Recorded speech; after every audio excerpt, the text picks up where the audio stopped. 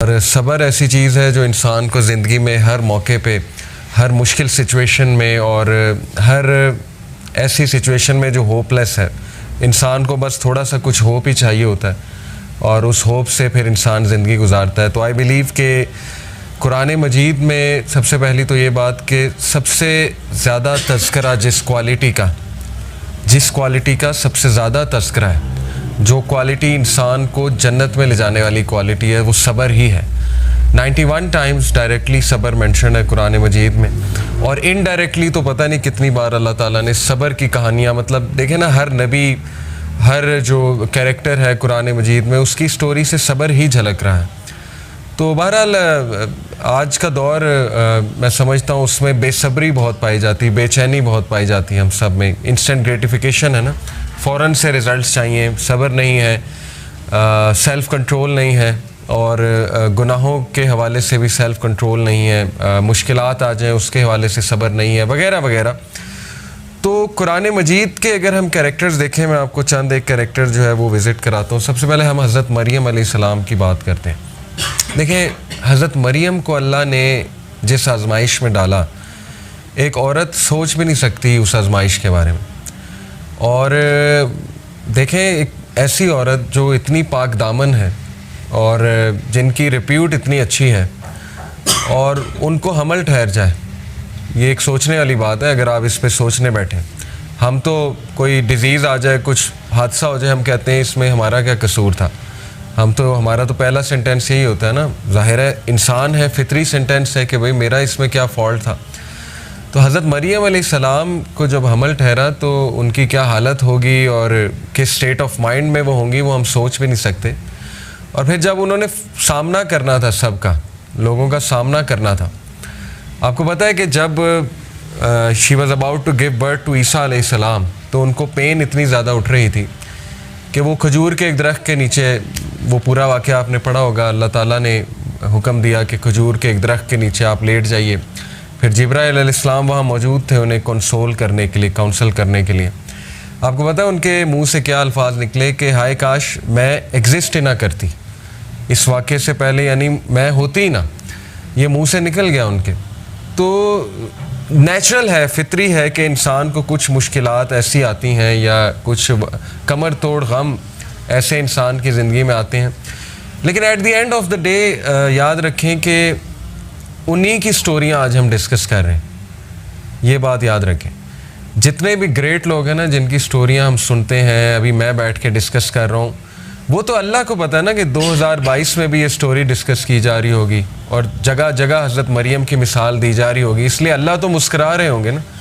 हज़रत मरियम तो उस वक्त पेन में थी, रो रही थी, लेकिन ये कि अल्लाह जो है उसके लिए तो टाइम नहीं है ना, पास्ट प्रेजेंट फ्यूचर, अल्लाह तो आगे देखता है।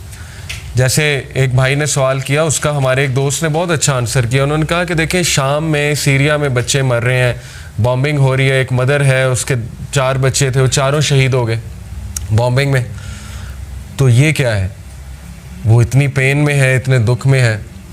तो उन्होंने बड़ा ज़बरदस्त आंसर किया। उन्होंने कहा कि असल में आपको नज़र आ रहा है उसके बच्चे मर जाना, उसकी पेन, जो कि बिल्कुल ठीक है, वो बहुत बड़ी पेन है, लेकिन अल्लाह को पता है क्या नज़र आ रहा है, क्योंकि अल्लाह ताला के सामने पास्ट प्रेजेंट फ्यूचर नहीं है। अल्लाह को नज़र आ रहा है कि वो अपने बच्चों के साथ जन्नत में खेल रही और वो सहाबियात के साथ है। तो ये जो विज़न है ना, ये जो पर्सपेक्टिव है, ज़ाहिर है ह्यूमन बीइंग को ना वो विज़न मिला, ना वो पर्सपेक्टिव मिला। तो इसीलिए ये मिसालें अल्लाह ने हमें इसलिए दी, हज़रत मरियम की और दीगर जो अम्बिया हैं और जो कैरेक्टर्स हैं, कि एट द एंड आप देख लो कि उन्हें राहत भी आई, फ़इन्ना माअल उसरि युस्रा, इन्ना माअल उसरि युस्रा। और फिर अल्लाह के नबी सल्लल्लाहु अलैहि वसल्लम के बारे में अल्लाह ने क्या, सूरह ज़ुहा जब आप पढ़ें तो उससे कितनी उम्मीद मिलती है कि वला सौफ़ युतीका रब्बुका फ़तरज़ा, कि नबी अल्लाह आपको इतना देंगे कि आप राज़ी हो जाएंगे। तो देखें ना, एंड रिज़ल्ट तो अल्लाह बता रहा है कि अल्लाह बेशक साबिरीन के साथ है, जो लोग शिकायत नहीं करते अल्लाह उनको पसंद फरमाता है। और सब्र की डेफिनेशन यहीं से समझ लें। देखिए, सब्र is not waiting, sometimes waiting is suffering. सब्र है waiting with a good attitude, ये सब्र होता है। सब्र ये नहीं है कि अपने कुछ किया नहीं और बस बैठ गए, हाथ पर हाथ धरे बैठ के, कुछ भी नहीं किया, अपनी सिचुएशन चेंज करने की कोशिश नहीं की, वगैरह वगैरह, ये सब्र नहीं है। बेहतरीन सब्र ये है कि आप तमाम असबाब इख्तियार करें, और सबसे बेहतरीन तो ये है कि आप अल्लाह के आगे झुक जाएं, अल्लाह के फ़ैसलों के आगे, और अल्लाह से गिड़गिड़ाएं। लेकिन ये कि एक भी जुमला शिकायत का ना निकालें। ये असल में सब्रन जमीला है, द ब्यूटीफुल पेशेंस, जो कि हज़रत याकूब का नज़र आता है। उन्होंने कहा था ना, फ़सब्रन जमील वल्लाहुल मुस्तआन, I will adopt beautiful patience, only अल्लाह's हेल्प कैन बी साउट। तो इसलिए ये स्टोरीज़ अफसाने नहीं। हज़रत मरियम की स्टोरी देखें, उनके मुंह से ऐसे अल्फाज निकल गए, यानी वो इतनी ज़्यादा पेन में थी। हज़रत याकूब आप देखें कि उन्होंने एक भी मौका नहीं है कुरान में, एक आपको उनके एक सेंटेंस भी नहीं मिलेगा जहाँ उन्होंने कोई ऐसा जुमला कहा हो कि उन्हें अल्लाह से शिकायत है। और अल्लाह ने हज़रत मरियम को तो देखें टेस्ट किया ना, रेपुटेशन का टेस्ट था, और वो बच्चा ख़ुद बोल गया, हज़रत ईसा ने ख़ुद गवाही दे दी। हज़रत याकूब का टेस्ट जो था ना, वो औलाद से रिलेटेड था। औलाद की आपस में नहीं बनी, औलाद की का आपस में हसद पैदा हो गया, तो हर टाइम वो यही मैनेज कर रहे होंगे, ठीक है ना। अगर आप सोचें थोड़ा इस पे कि how good a father he was, कि उन्होंने इसको मैनेज किया प्रॉपर। लेकिन ये कि बच्चों ने जुल्म किया, उनके बच्चों ने, 11 जो बेटे थे। इसी तरह हज़रत यूसुफ का टेस्ट क्या था? हज़रत यूसुफ को टेस्ट किया भाइयों से, हज़रत यूसुफ को टेस्ट किया एक औरत से, हज़रत यूसुफ को कैद का टेस्ट भी था। पता नहीं कितने साल थे, 10 साल प्लस होंगे श्योरली। 7 साल तो एक्स्ट्रा थे ना, जब वो उनको कहा, जो बादशाह के 2 दरबारी थे, उन्हें कहा कि जाकर बादशाह से कहना, वो भूल गए। तो उसके बाद 7 साल और था प्रिजन में, लेकिन उससे पहले जो था वो भी कितने साल होंगे। तो हज़रत यूसुफ को भी तरह तरह अल्लाह ने टेस्ट किया। लेकिन again at the end of the day आप देखें कि आज उनका एक मकाम है। हज़रत नूह को टेस्ट किया बेटे से, औलाद से। हज़रत नूह का बेटा हिदायत पे नहीं था।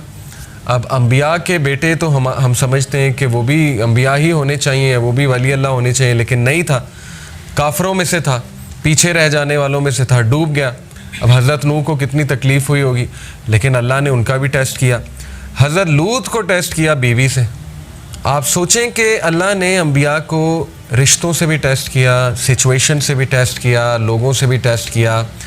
लेकिन सूरह अम्बिया में अल्लाह ने सबके बारे में फरमाया, कुल्लु मिनस साबिरीन, ऑल ऑफ देम वर साबिरीन। ये पेशेंट्स में से all of them were patient. ये तारीफ़ की है अल्लाह ने। ज़ुल्किफ्ल का जिक्र किया, इस्माइल का जिक्र किया, इब्राहीम का, नूह अलैहिस्सलाम का, लूत अलैहिस्सलाम का। इसी तरह इब्राहीम अलैहिस्सलाम को आप देखें, इब्राहीम अलैहिस्सलाम को अल्लाह कहते हैं कि हमने तरह तरह आजमाया।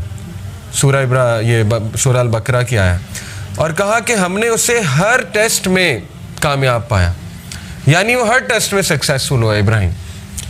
इब्राहीम अलैहिस्सलाम को अल्लाह ने औलाद में डिले से आजमाइश की, और आप देखें इब्राहीम अलैहिस्सलाम को 86 साल में, आपको पता है, औलाद हुई।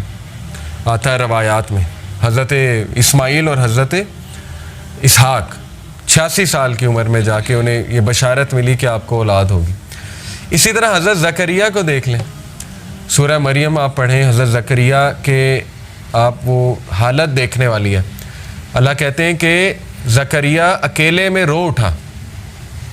नादा जो होता है ना, इज़ नादा यानी उसने निदा लगाई, वो रोया अकेले में, और उन्होंने दुआ की कि अल्लाह मेरी बोन्स वीक हो चुकी हैं, सूरह मरियम की आयत, और मेरे बाल ग्रे हो चुके हैं, और मुझे डर है कि मेरा तो कोई वारिस ही नहीं होगा, और मेरी बीवी बांझ हो चुकी है, तो अल्लाह मुझे वारिस दे ताकि वो आगे चलाए, इस लड़ी को आगे चलाए, जो नबूवत की लड़ी और ये सारी। तो देखें अल्लाह ने उन्हें उस एज में दिया, फरिश्तों ने आके बशारत दी कि हम तुझे एक बेटे याह्या की बशारत देते हैं, और आज से पहले नाम किसी का नहीं था याह्या, ये कुरान की आयत है। तो आपको पता है हज़रत ज़करिया, यानी इंसान भी कितना अजीब है, पहले दुआ की बहुत ज़्यादा, जब दुआ कबूल हो गई तो हैरानगी शो की हज़रत ज़करिया ने।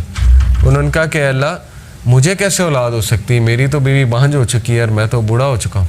तो फरिश्ते ने कहा कि अल्लाह के लिए कोई मुश्किल नहीं है। तो देखें ये मिसाल हज़रत ज़करिया की मिसाल। और हज़रत ज़करिया ने, आपको पता है, हज़रत मरियम को फल खाते देखा, बेमौसमी फल उनके हुजरे में, तो उनके दिल में ख्वाहिश आई कि अल्लाह अगर तू इस मौसम में फल दे सकता है तो मुझे औलाद भी दे सकता है। तो बात वही है ना कि जैसा अल्लाह से एक्सपेक्ट किया वैसा अल्लाह सुब्हानहू व तआला ने दिया।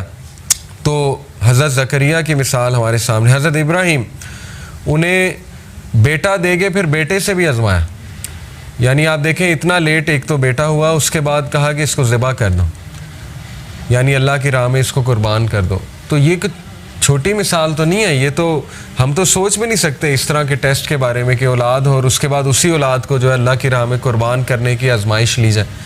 और फिर बाप से टेस्ट किया, सबसे बड़ी बात, बाप टॉक्सिक फादर था ना, सीधी सी बात है। क्या कहता था कि यहाँ से निकल जाओ, दफ़ा हो जाओ, नहीं तो मैं वैसे ही तुम्हें मार दूंगा, संसार कर दूंगा, कत्ल कर दूंगा। तो हर नबी की स्टोरी में आपको एक ऐसी मिसाल मिलेगी कि इंशाल्लाह जिससे एक तो आप रिलेट कर जाएंगे अपने टेस्ट के हवाले से, दूसरा ये कि आप कहेंगे कि मेरा तो टेस्ट कुछ भी नहीं, अंबिया को तो किस लेवल पे उसका पैरामीटर क्या था उस टेस्ट का, वो तो हम सोच भी नहीं सकते। तो बाप से आजमाया।